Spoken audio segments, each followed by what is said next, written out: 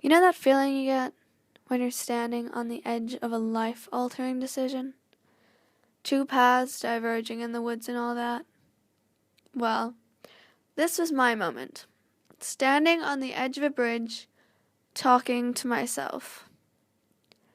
I'm all alone now, wanting more than anything to be back in our tree. But it's too late. It was only months ago that James and I were so close. Every afternoon we would meet at our tree, our favorite tree. We would spend countless hours sitting up there, talking and laughing. But there was this one afternoon when we didn't talk. We didn't laugh. He took one look at me and he knew. He didn't need to ask what was wrong. He just knew. He jumped out of our tree and he took my hand and he just danced with me.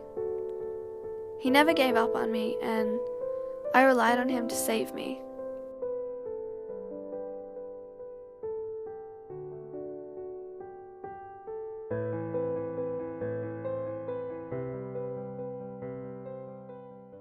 My mother never taught me how to let people or happiness in. Instead, she taught me to guard my heart against everything and everyone. So I had to always put on my best face, no matter what happened. And so I did.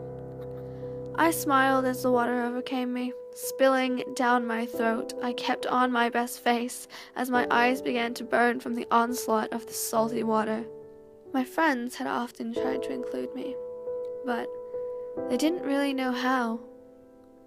Even when surrounded by people, I felt completely alone. The bubbles continued to fill my nose. Oxygen was leaving my lungs and being replaced with water. I hadn't told him what I was doing, but I think somehow some part of him knew. The last time I saw him, I knew I needed to let him go for good. I couldn't keep dragging him down with me.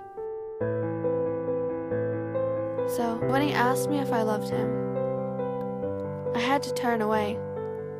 I couldn't answer. Because of course I did love him.